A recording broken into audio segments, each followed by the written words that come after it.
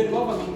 Um cordeiro foi sacrificado e o sangue desse cordeiro teria que ser passado nos umbrais da porta, porque quando o anjo destruidor passasse, ele seguiria adiante. Olhe para o irmão que está ao seu lado e diga assim: o sangue do cordeiro tem poder para nos livrar do pecado, da morte e da destruição.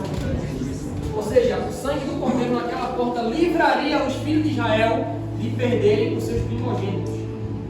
Então já começa daí, mais uma vez, cordeiro. Esse animal é muito importante para a gente entender.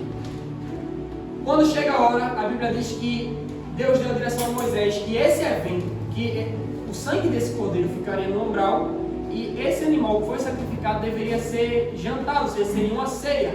E essa celebração seria a Páscoa, porque era uma comemoração antecipada da libertação do povo. Mas, Nestor, como uma comemoração se eles ainda eram escravos? Aí você olha para o irmão que está ao seu lado de novo e diga assim a ele: mas quem é da fé comemora antes. Porque não precisamos ver para crer.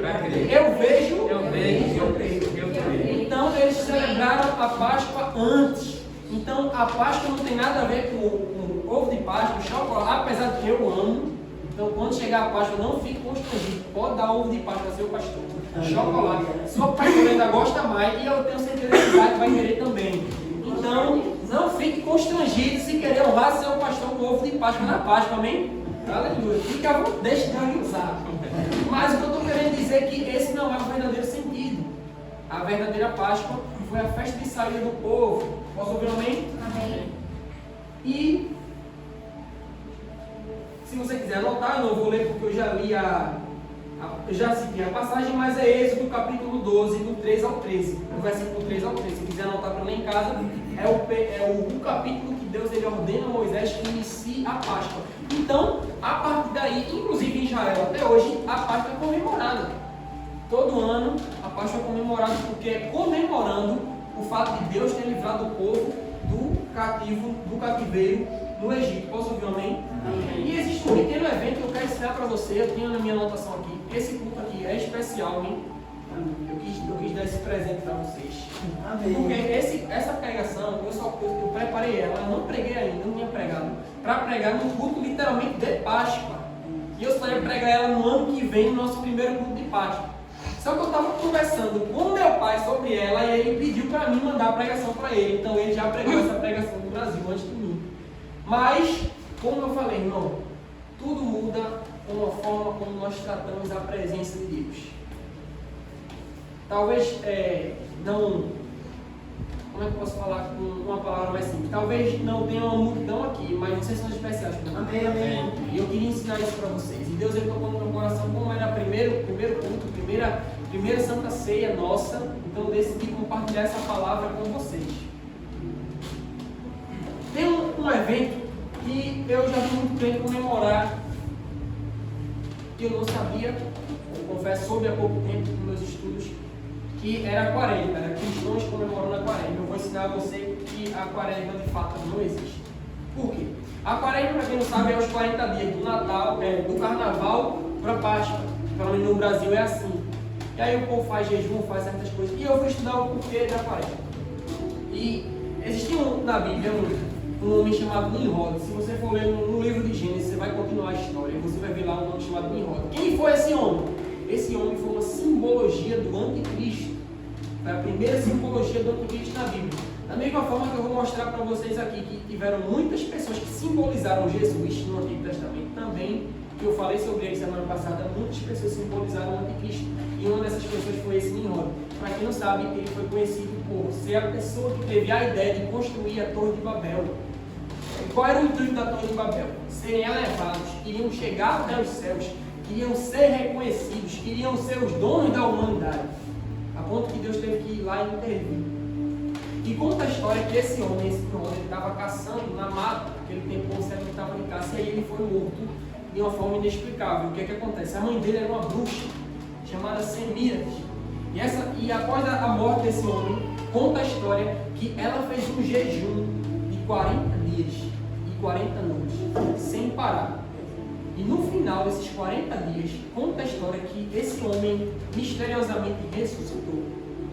E por conta disso, ela iniciou uma festa ou uma festividade chamada Quaresma.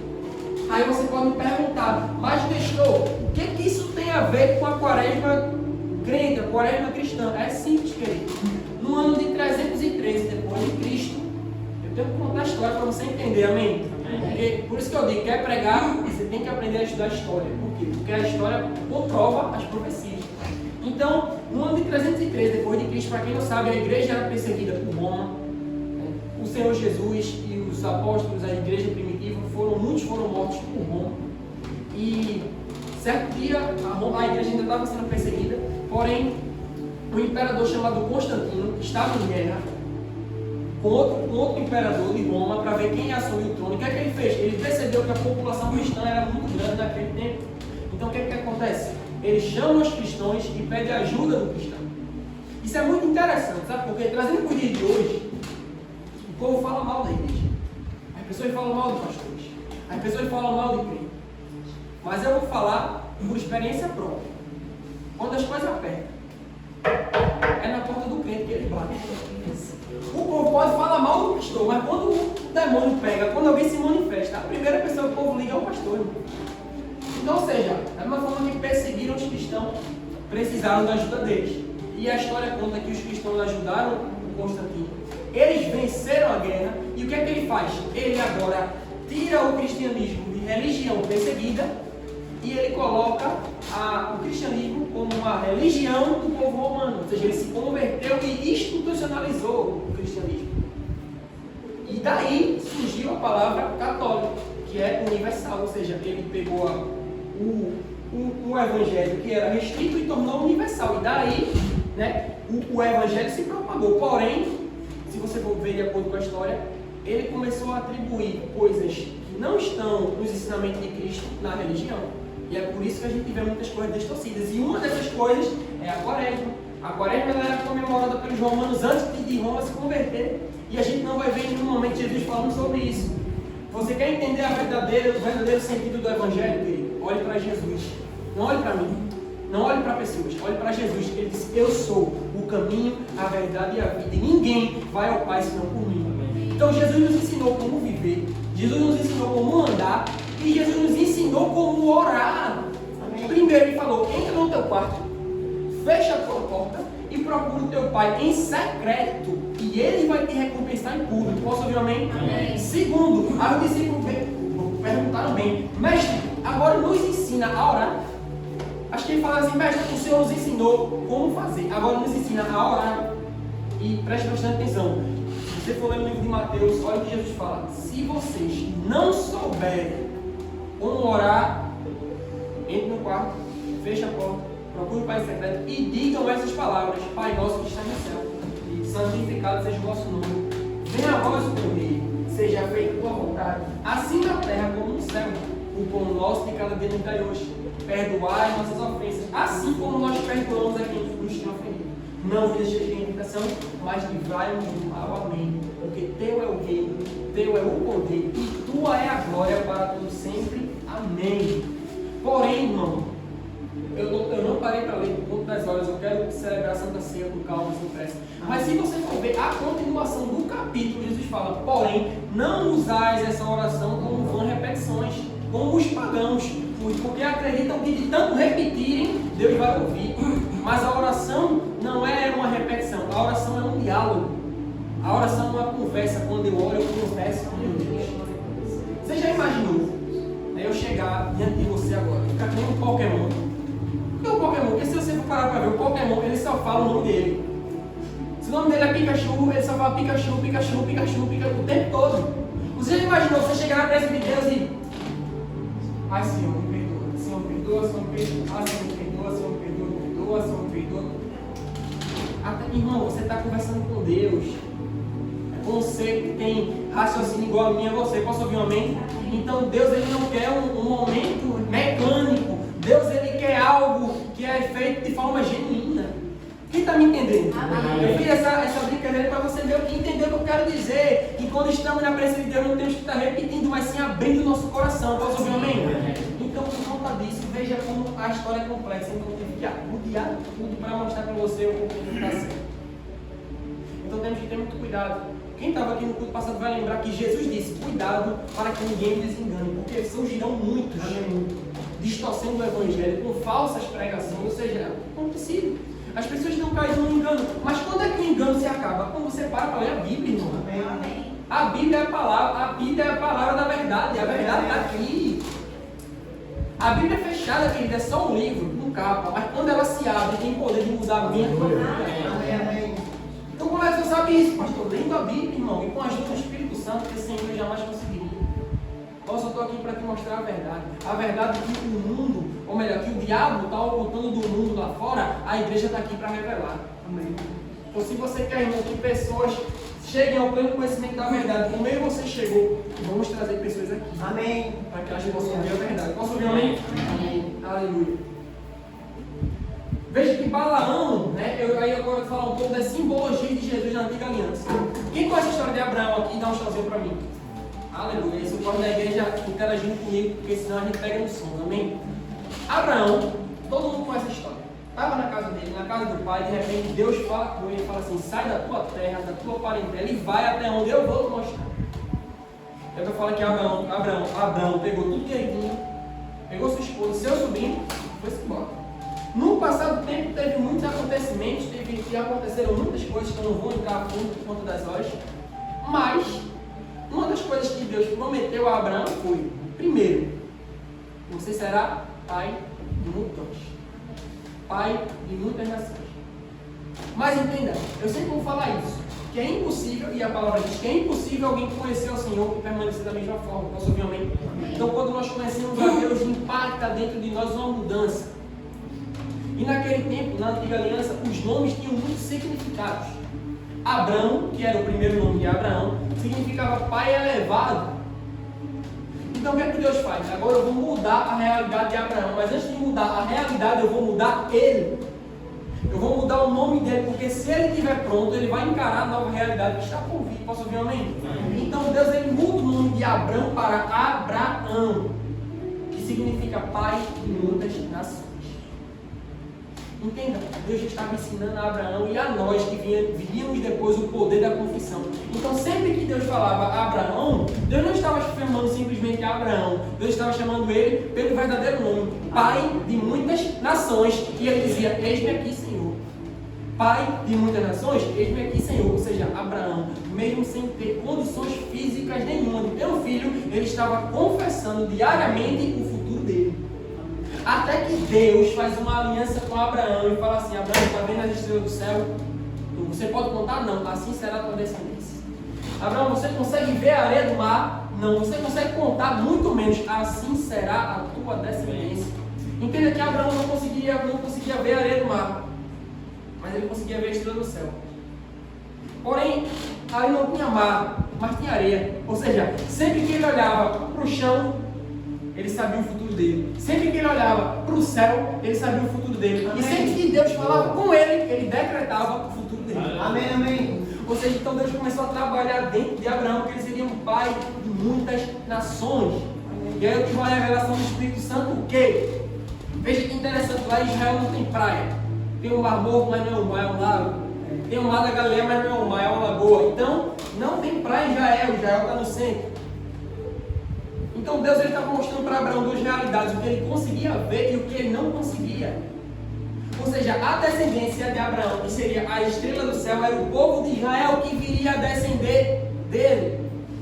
Mas a areia do mar é se cumprindo aquilo que Deus fala a Abraão: Abraão, por tua causa eu vou abençoar todos os povos da terra. Aleluia. E Jesus disse que todo aquele que é da fé, ou seja, todo aquele que se converte é acreditado como filho de Abraão. Ou seja, a estrela do céu, descendência de sangue, e a areia do mar, a descendência do Espírito. Ou seja, Abraão foi fiel e hoje eu e você somos filhos dele. Posso ouvir um amém? Ou seja, Abraão foi fiel. Mas eu estou contando só um enredo para a história ficar mais emocionante. No passado da vida de Abraão, ele foi conquistando tudo que uma pessoa queria ter. E eu aprendi que na vida existem 4 níveis de riqueza. A mais fraca, que é a quarta, é os bens materiais. é dinheiro, essas coisas. É o nível mais fraco. O terceiro é você não dever nada a ninguém. Você poder andar na rua de cabeça erguida, sabendo que você não deve nada a ninguém, que aquilo que você conquistou foi lícito, que você não fez nada de errado e que você não depende de ninguém para nada. A segunda é quando você reconhece a presença e o favor de Deus na sua vida. Esse é o segundo nível de riqueza.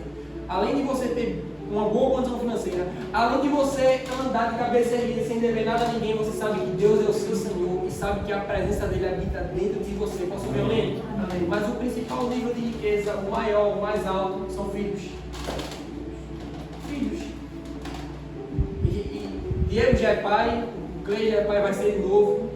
Gustavo vai chegar lá também, mas eu posso ter, agora eu tenho ideia do tamanho da riqueza que eu tenho na minha casa. Amém, amém. E vão vir mais, em nome de Jesus. Em nome de Jesus vão vir mais. Mas ainda bem que o cabeça sou eu. Aleluia, Pai. Agora eu te agradeço. Amém. Amém, só para descontrair. Mas voltando para o assunto, faltava esse nível de riqueza na vida de Abraão. Ele tinha tudo, menos um filho. Até que chegou o dia dele ter esse filho da promessa. Chegou, Isaac nasceu, o filho da promessa, o filho da minha alegria. Isaac nasceu, cresceu, e nessa hora, creio eu queria que Deus me permitisse ver como era Abraão nesse momento. Eu acho que era o homem mais realizado da terra, o homem que tinha tudo, mas só tinha duas coisas que ele amava mais: a presença de Deus e o filho dele. Até que chegou um dia que Deus decidiu fazer um último teste com ele. Deus fala: Abraão, me dê seu filho. E sabe o que é interessante? Que Abraão podia questionar: mas Senhor, eu esperei a minha vida toda. Eu vim ser pai com 100 anos de idade. E naquela época, para quem não sabe, filho era considerado honra. Quanto mais filhos o homem ou o pai de família tinha, mais honra ele tinha ali na sociedade. Então Abraão ele cresceu meio de 100 anos. E quando o único filho, eu acho que Abraão podia pedir qualquer coisa a mim, meu filho. Mas sabe o que é interessante? Ele não negou, ele não se desestimulou, muito pelo contrário. Pegou o filho, pegou os servos e foi até o lugar que Deus determinou. Mas sabe o que mais me chama a atenção? O fato de Abraão conhecer e confiar em Deus, irmão, é uma confiança inexplicável. É por isso que Abraão é considerado e chamado o pai da fé. Porque enquanto Abraão estava indo, ele dizia: nós iremos, mas nós voltaremos. Nós iremos, mas nós voltaremos. Nós iremos, mas nós voltaremos. Duas coisas que ele só tem duas opções. Ou Abraão sabia da misericórdia de Deus e imaginava que Deus ia dizer: Abraão, não precisa mais. Ou Abraão tinha certeza que Deus ia trazer o filho dele de volta. Ou o principal, Abraão sabia: o Deus que me deu um pode me dar outro. Então, isso é interessante. Quando ele chegou no pé do monte Moriá, Abraão dá uma ordem no céu e falou: olha, você só fica até aqui. Nós iremos, adoraremos e nós voltaremos. Então até aí a gente vê o Abraão 100% fé em ação. Eu acho muito interessante o fato de Abraão não ter deixado os servos subir. Por quê? Porque a fé deles não ia permitir que eles vivenciassem aquilo. Era como se Abraão tivesse dizendo: olha, vocês vão ficar aqui, porque a fé de vocês só permite que vocês irem até aqui. Por isso que a palavra de Deus diz que o justo viverá pela fé. Então é através da fé que vamos desfrutar tudo que Deus tem para nós. Por quê? Porque através da nossa mente, aos nossos olhos é impossível, mas para Deus já está feito. Só falta a gente tomar posse. E como a gente toma posse? Através da fé. Posso ouvir um amém? Amém. Então Abraão subiu com Isaac. E aí eu falo agora como pai. Eu imagino que, lógico, a gente tem sentimento, ainda é humano. Eu fico imaginando Abraão subindo, olhando o filho dele e o diabo martelando na mente: teu filho vai morrer, teu filho que tu tanto ama, que tu tanto esperou, vai morrer. E sabe o que eu mais imagino, querido? Agora eu quero que vocês pensem junto comigo agora na comparação. Isaac pergunta: pai, está aqui o cutelo, está aqui o material, tem 90%, só falta o animal, só falta o cordeiro. E é isso que Deus exige de mim e de você. Muitas vezes as nossas emoções já vão ter sido derrotadas. Isso. Muitas vezes o nosso coração já vai estar para baixo, e é por isso que a Bíblia diz: maldito o homem que confia no seu coração, porque o coração é enganoso. Então não temos que confiar no nosso coração, na nossa vida, temos que confiar no nosso espírito. Amém. Porque a palavra manda. E foi nessa hora que eu acredito que Abraão emocionalmente, psicologicamente e humanamente falando, estava completamente abalado, mas através do Espírito ele disse: meu filho, o cordeiro Deus providenciará para si. E eu acredito que quando chega lá na hora que Abraão arruma tudo, eu acho que Isaac entendeu, sabe? O que iria acontecer. E aí é que está. De acordo com a Bíblia, com os historiadores, Isaac não era uma criança do tamanho desse Isaac aqui, não. Já era um jovem de 17 anos de idade. E Abraão já era um idoso com mais de 100. Ou seja, a coisa mais fácil para ele era: eu vou morrer, não, vou embora, e sair correndo. Mas o mérito dessa história não está apenas em Abraão querer sacrificar, mas em Isaac se entregar. Aleluia. Simbolizando o que um pai e um filho fariam no futuro por mim e por você. Amém. Um pai que entregaria um filho para ser morto no meu e no seu lugar. Aleluia. Mas sabe o que é interessante? O sacrifício judaico, e eu gosto de explicar porque quando a gente explica toda a história fica mais emocionante, sabe? O sacrifício judaico não estava no sangue, como alguns sacrifícios pagãos. O sacrifício judaico ele amarrava um animal com as costas para cima. Por quê? Porque a gente acredita e a gente sabe que o mais valioso do animal é os órgãos.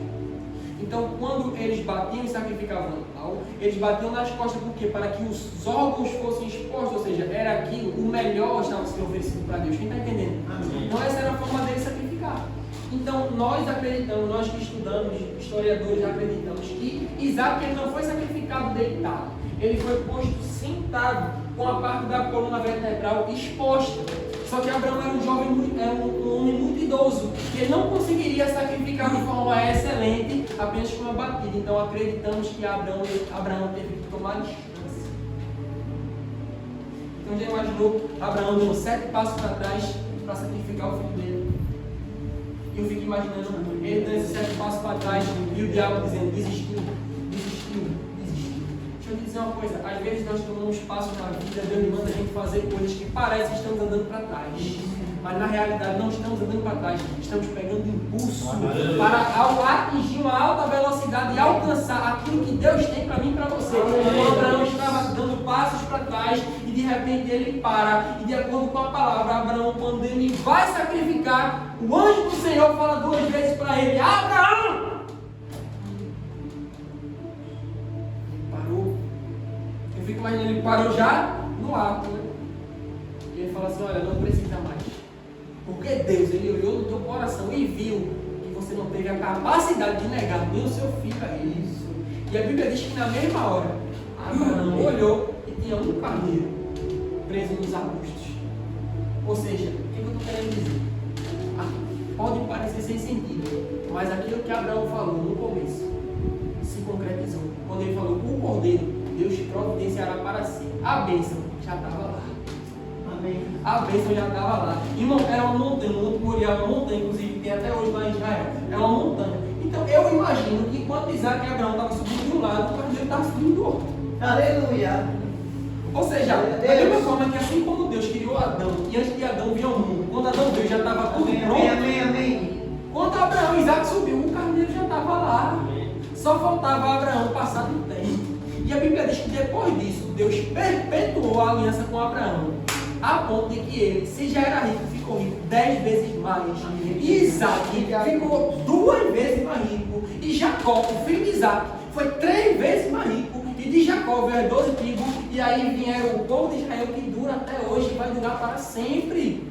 Ou seja, o homem foi tão fiel a Deus, irmão, que a promessa dele dura até hoje e vai durar para sempre. Aleluia. Jesus disse: céus e terra passarão, mas minhas palavras permanecerão. Assim, os céus e a terra vão passar, mas a promessa que ele fez com Abraão vai permanecer para sempre. Amém. Já imaginou?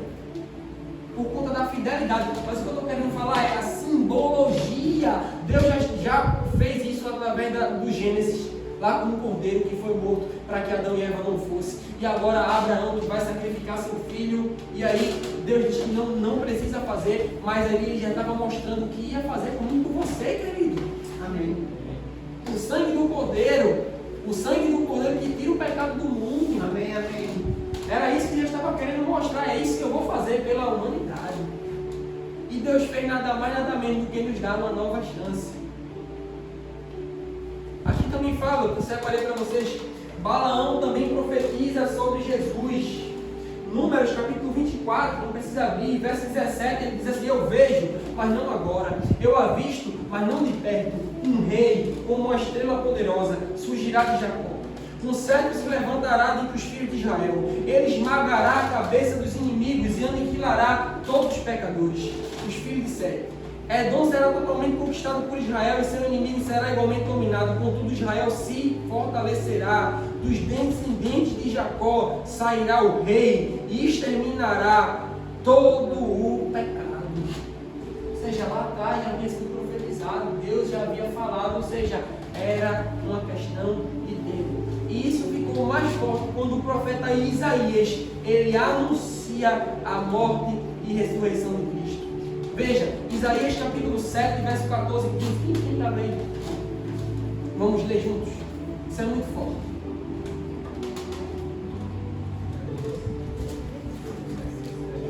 Quem aqui está aprendendo?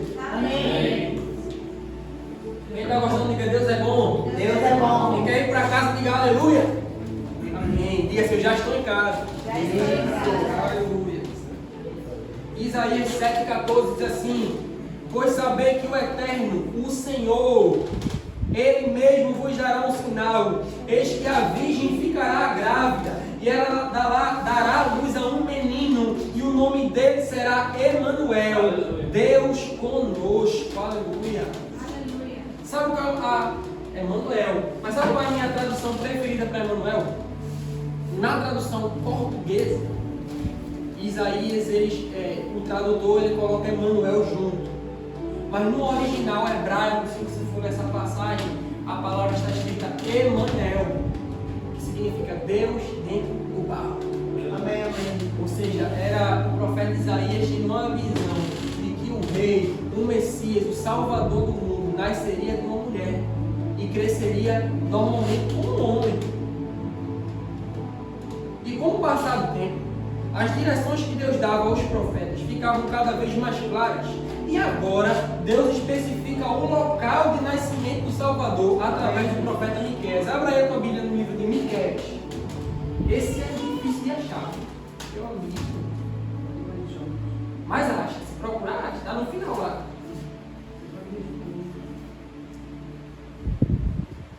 Miqueias, capítulo 5.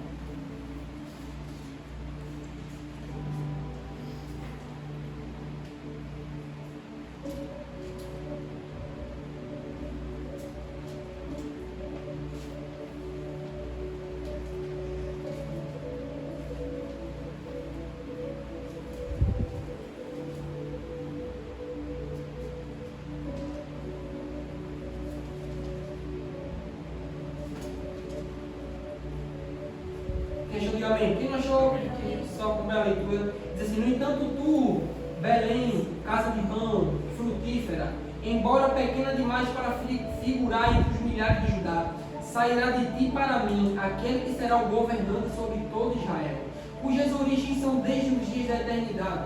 Por este motivo os israelitas ficarão abandonados sob o domínio do inimigo, até o tempo em que aquele que está em dores de parto tiver dado a luz.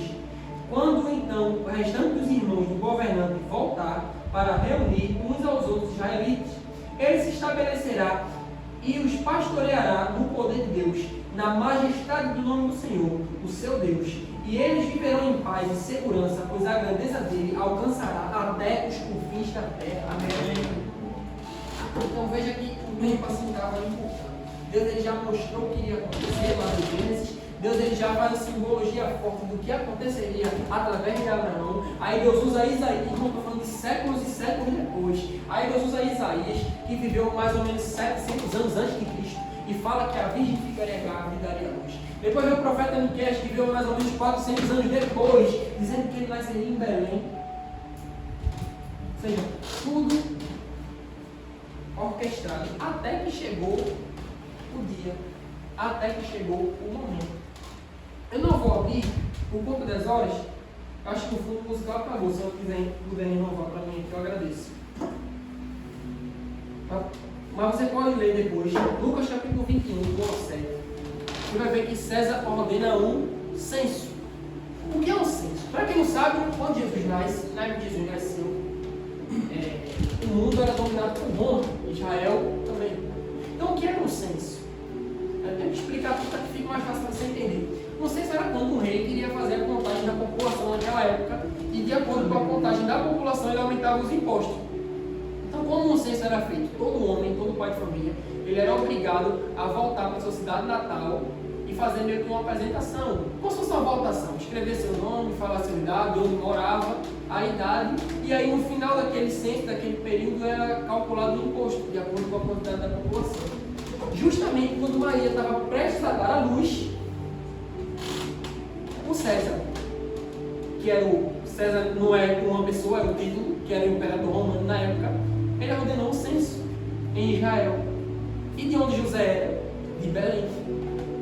Então José teve que pegar Maria, desde um grávida, a ponto de ter filho, e ir para Belém. Então tem gente que diz, Jesus era pobre, é o bichinho, ele nasceu na manjedoura. Não, irmão, ele não nasceu na manjedoura porque ele era pobre. Primeiro, o pai dele foi obrigado a estar em Belém. Segundo, não só ele, mas todo homem que nasceu em Belém estava lá. Então a cidade estava lotada. E para piorar, era Páscoa. Então a cidade estava muito lotada. A Bíblia fala que José não encontrou hospedaria. E por isso ele nasceu numa manjedoura. Não tinha, irmão, mulher que já deu à luz, sabe?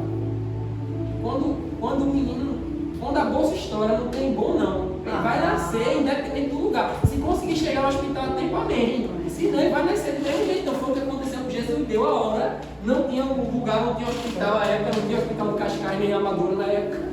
Ele teve que nascer na manjedoura. Mas veja que interessante, a partir do momento que Jesus nasce, o que Deus faz? Deus manda 3 reis magos até ele. E você lembra, irmão, Isaac deu fralda, com uma pulseira de ouro, ganhou o conjunto da Nike, dos tios dele, tudo deu muito presente. Mas olha os presentes que Jesus ganhou: ouro, incenso e mirra. Amém. Para você ter uma noção, fizeram um estudo e foi comprovado que 1 grama de mirra é equivalente a 1000 quilos de ouro. Então eu tenho base na Bíblia para lhe mostrar o que eu estou falando, que no nascimento de Jesus já se tornou milionário para a época. Porque o presente dele foi ouro, incenso e mirra. Irmão, você lembra quando Jesus estava perto de morrer e Maria, a irmã de Marta, irmã de Lázaro, o que ela fez? Ela pega um frasco de incenso, semelhante ao que Jesus recebeu, quebra, lava os pés de Jesus com aquele perfume. E o que Judas fala? Senhor, isso dá quase 2 anos de salário. Ou seja, se um frasco de perfume foi equivalente a 2 anos de salário. Imagina, eu estou tentando imaginar a fortuna que Jesus recebeu no seu nascimento. O que eu estou querendo dizer? Quando Deus manda o presente, Ele manda a provisão. Quando Deus manda a bênção, Ele manda. Deus ele não trabalha pela metade, não. Ele manda um pacote completo. Amém. E Jesus cresceu, nasceu, viveu e esperou o seu propósito. Eu só quero ler 2 passagens para encerrar. Abra sua Bíblia no livro de Hebreus, capítulo 9. E eu quero já entrar aqui na página. Vou ficar até aqui agora. Já quero dar uma simbologia geral dessa página para você. Hebreus 9, a partir do 11, eu vou ler por conta das horas, que diz assim: quando Jesus chegou como sumo sacerdote dos benefícios que estavam por vir, Ele mesmo adentrou o maior e mais perfeito sacrifício, não construído por mãos humanas, isto é, não pertence a essa criação, não por intermédio do sangue de bode, porém, mediante seu próprio sangue. Ele entrou no Santo dos Santos, de uma vez por todas, conquistando a eterna redenção. Portanto, se o sangue de bodes e touros e as cinzas das novilhas espalhadas sobre o que estão cerimonialmente impuros os santifica de forma que se tornem exteriormente puros, quanto mais o sangue de Cristo, que mediante o Espírito Eterno se ofereceu de forma imaculada a Deus, purificará completamente a nossa consciência de comportamentos que conduzem à morte, para que servimos ao Deus vivo. Exatamente por esse motivo, Jesus é o mediador da nova aliança, para que todos aqueles que são chamados recebam a promessa da herança eterna, visto que ele morreu como resgate por todas as transgressões cometidas durante o período em que vigora a primeira aliança. E aí, querido, Cristo, ele nos santificou. Amém. Se você for ver, na antiga aliança, se você for lá em São Paulo, você vai ver que Edir Macedo construiu o templo de Salomão. Amém. E aquilo ali não tem nada a ver, amém? Por quê? Porque aquilo é a antiga aliança, amém? Ficou bonito, legal, eu quero lá só para tirar foto. Mas já não vale mais. Porque Jesus disse, olha, o que aconteceu até aqui se cumpriu em mim. Eu vos dou um novo mandamento. Mas se você puder entrar lá, você vai ver que tem algo que é muito interessante para a gente analisar. Se você for lá, você vai ver que tem uma parte que é o Santo dos Santos. E para entrar nessa sala tinha um véu enorme. Um véu que era mais grosso que uma parede. Esse lugar era onde ficava a Arca da Aliança, a presença de Deus. E toda vez, isso aí é no tempo real mesmo, no tempo que Salomão construiu, uma vez por ano, o sumo sacerdote entrava uma vez e ele fazia um sacrifício para que Deus perdoasse o pecado de toda a nação de Israel. Porém, estar na presença de Deus era algo tão sério que esse homem passava meses se santificando, a ponto de que ele entrava, gente, no Santo dos Santos, amarrado numa corda e com sinos em todo o corpo, porque enquanto ele estava andando, os sinos estavam batendo. E se os sinos parassem de tocar, simboliza que ele morreu e a corda era para puxar ele de volta. Por quê? Porque ninguém entrava na presença de Deus de todo jeito. E a palavra diz, queridos, quando Jesus ele fala até o telestai, lá na cruz, que está consumado, a Bíblia diz que o véu foi rasgado de cima a baixo. Aleluia. E Paulo fala que Cristo entrou no Santo dos Santos uma única vez, mas não com sangue de bode ou de novilho como era feito antes, mas com seu próprio sangue. Amém. Ele não construiu um altar com mãos humanas, ele foi o próprio altar, ele foi o próprio sacrifício. E graças a esse sacrifício, nós temos livre acesso à presença de Deus. Amém. Amém. É por isso que Jesus fala no livro de João, eu vim para os meus. Quem eram os dele? Israel. Mas os meus não me receberam.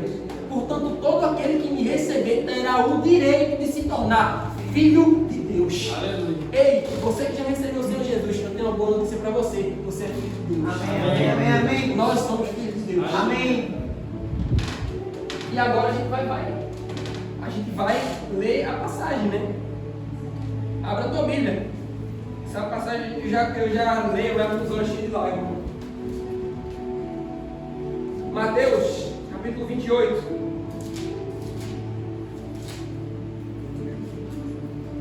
Peço desculpa, é Lucas 22. Mateus 28 é porque tem umas coisas, mas não vai dar tempo. Fica para a próxima, parte 2.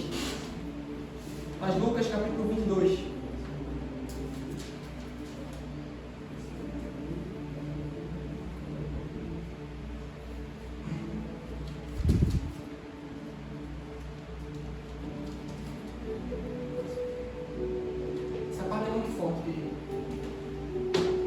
Nessa parte se cumpre muitas e muitas profecias acerca de Jesus. Lucas 22, a partir do 14, diz assim: quando chegou um determinado momento, Jesus e os 12 se reclinaram à mesa. Então ele lhes revelou: tenho desejado animosamente comer convosco esta última Páscoa, antes da hora do meu sofrimento. Pois eu vos afirmo que não comereis novamente até que ela se cumpra no reino de Deus. E havendo pegado o cálice, ele deu graças e ordenou: tomai o cálice e compartilhai entre vós. Pois eu vos declaro que agora em diante, não mais beberei do fruto da videira, até que venha o reino de Deus. E tomando o pão, havendo graças, o partiu e os serviu os discípulos, recomendando: este é o meu corpo, que é oferecido em favor de vós. Fazei isto em memória de mim. Da mesma maneira, depois de ceiar, pegou o cálice, explicando: este cálice significa a nova aliança no meu sangue, derramado em vosso benefício. Logo após isso, o Senhor Jesus foi traído e foi entregue para ser morto. Então isso é a Páscoa. O pão significa o corpo de Cristo. O suco de uva significa o sangue dele. Você lembra o que eu falei Adão e Eva tentaram se justificar através de folha de figo, mas não conseguiram, porque é impossível nós nos justificarmos diante de Deus. Por quê? Porque nós já pecamos. Mas Jesus não. Ele era perfeito. A Bíblia diz que ele estava com Deus, que ele era Deus, que ele abriu mão de tudo. Que ele abriu mão de sua forma real e se fez servo, sendo reconhecido em figura humana. E dessa maneira ele foi fiel até a morte e morte de cruz. Mas no terceiro dia, Deus o levantou e o colocou na mais elevada posição. E lhe deu um nome que está acima de qualquer outro nome, para que no nome de Jesus todo joelho no céu, na terra e debaixo da terra se dobrará e confessará que Jesus Cristo é o Senhor, para a glória de Deus. Então é mediante esse sacrifício que eu e você temos acesso ao Pai. Jesus fala lá em João capítulo 14: eu vou para o Pai, mas eu não vos deixarei só. Eu enviarei o Consolador,